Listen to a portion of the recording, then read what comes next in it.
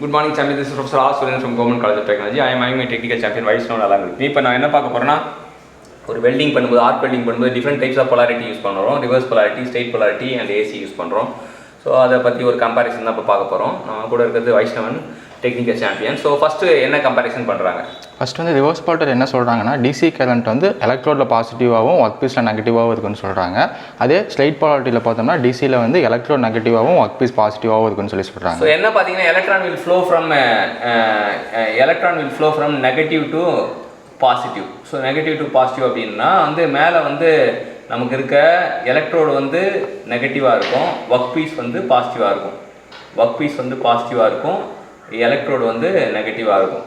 So இங்கே பார்த்தீங்கன்னா வந்து ரிவர்ஸ் polarity அப்படின்னா ஒர்க் பீஸ் வந்து நெகட்டிவாக இருக்கும், எலக்ட்ரோடு வந்து பாசிட்டிவாக இருக்கும். அப்போ வந்து என்ன ஆகும்னா electron flow will take place from downwards to upward அப்படின்னு தெரிஞ்சுக்கலாம். ஸோ இது கீழேருந்து மேலே போகும், அது மேலேருந்து கீழே வரும் அப்படின்ட்டு தெரிஞ்சுக்கலாம். ஸோ நமக்கு என்ன பார்த்தீங்கன்னா கீழேருந்து மேலே போகும்போது யார் அதிகமாக சூடாவார்னா எலக்ட்ரோடு தான் அதிகமாக சூடாவார். இங்கே மேலேருந்து கீழே வரும்போது யார் அதிகமாக சூடாவார்னா ஒர்க் பீஸ் தான் அதிகமாக சூடாவாங்க அப்படின்னு தெரிஞ்சுக்கலாம். ஸோ வழக்கமாக யூஸ் பண்ணுறது இதான் யூஸ் பண்ணுவாங்க, ஸ்ட்ரெயிட் polarity தான் யூஸ் பண்ணுவாங்க. ஸோ ஹீட் ஜென்ரேஷன் என்ன சொல்கிறாங்க? ஹீட் ஜென்ரேஷன் பார்த்தோன்னா ரிவர்ஸ் பாலிட்டி வந்து 2/3 வந்து எலக்ட்ரோட்லையும் 1/3 வந்து ஒர்க் பீஸ்லேயும் இருக்கும். ஆமாம், இங்கே வந்து ஹீட் வந்து 2/3 இருக்கும், இங்கே வந்து 1/3 இருக்கும். அது இங்கே அங்கே வந்து 1/3 எலக்ட்ரோட்லையும் 2/3 வந்து ஒர்க் பீஸ்லையும் சொல்லி. ஸோ இதான் நமக்கு உகந்தது.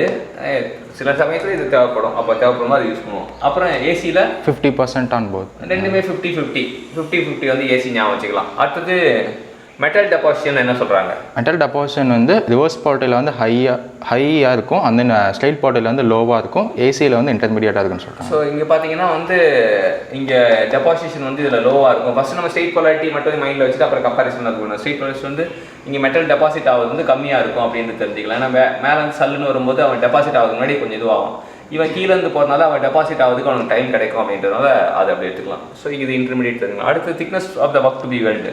திக்னஸ் வந்து ஸ்ட்ரெயிட் பாலிட்டிக்கு வந்து thick and high melting point வந்து யூஸ் பண்ணுறாங்க. அது ரிவர்ஸ் பாலிட்டிக் பார்த்தோம்னா thin sheet and low melting point use பண்ணுறாங்க. திக்னஸ் கம்மியாக இருக்கும், மெல்டிங் பாயிண்ட் வந்து கம்மியாக இருக்கும். இங்கே திக்னஸ் வந்து ஜாஸ்தியாக இருக்கும், இங்கே மெல்டிங் பாயிண்ட் வந்து ஜாஸ்தியாக இருக்கும் அப்படின்னா அது இன்டர்மீடியட் சொல்கிறாங்க. அடுத்தது பெனிட்ரேஷன் டெப்த் வந்து ஸ்ட்ரெயிட் பாலிட்டிக்கு டீப்பாக இருக்கும், மோதாக இருக்கும்னு சொல்கிறாங்க. அது ரிவர்ஸ் பாலிட்டிக்கு வந்து லெஸ்ஸாக இருக்கும், ஷாலோவாக இருக்கும்ன்றாங்க. இங்கே என்னென்னா மேலேருந்து பாயும்போது அம்பு வேகமாக பாயும் இல்லையா, ஸோ அதனால் வந்து இங்கே டீப்பாக போகிறதுக்கு வாய்ப்பு இருக்குது. இவன் கீழேருந்து போகும்போது இவனால் டீப்பாக நம்மளால் இது பண்ண முடியாது. இது இன்டர்மீடியட் தெரிஞ்சுக்கலாம். அடுத்தது மெட்டீரியல் வந்து என்ன மெட்டீரியலுக்கு வந்து ஸ்ட்ரெயிட் polarity?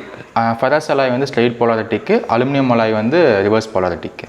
அதுக்கப்புறம் ஸ்டேபிள் ஸ்மாலர் ஆர்க் எங்கே இருக்கும் அப்படின்னு பார்த்தீங்கன்னா ஏசியில் டிஃபிகல்ட்டாக இருக்கும், ரிவர்ஸ் அண்ட் ஸ்ட்ரெயிட் polarity-ல ஈஸியாக சொல்லுவாங்க. ஸ்டேபிள் வந்து டிசியில் வந்து ஸ்டேபிளாக இருக்கும், ஏசியில் வந்து டிஃபிகல்ட்டாக இருக்கும்னு தெரிஞ்சுக்கலாம். அடுத்து கிளீனிங் ஆக்ஷன் வந்து ஸ்ட்ரெயிட் polarity-ல வந்து எக்ஸ்டர்னலாக நம்ம தரணும்னு சொல்லியிருக்காங்க. வந்து நம்ம என்னன்னா மேலேருந்து வரான், ஸோ அப்போ வந்து நம்ம இவன் எக்ஸ்ட்ரா தரணும், இவன் ஆட்டோமேட்டிக்காக நடக்கும். ஏன்னா கீழே இருக்க தூசெல்லாம் அப்படியே மேலே சல்லுன்னு போயிடுவான் அவன் மேலே இருக்கிறதுனால, அதனால் வந்து ஆட்டோமேட்டிக்காக க்ளீன் ஆகிடும் அப்படின்னு தெரிஞ்சுக்கலாம். அடுத்தது வந்து ஆர்க் ப்ளோ வந்து இதில் வந்து சிவியராக இருக்கும், ஏசியில் இன்சஃபிஷியண்டாக இருக்கும், இன்சிக்னிஃபிகண்ட். அது வந்து அங்கே பேசவே மாட்டாங்க அப்படின்னு அர்த்தம். ஸோ வந்து ஸ்டெபிலிட்டியும் ஆர்க் ப்ளோ வந்து அப்படியே உல்டாவாக இருக்கும் அப்படின்னு தெரிஞ்சுக்கலாம். ஸோ வந்து ஸ்டெபிலிட்டிக்கு பேர் போனவன் வந்து டிசி,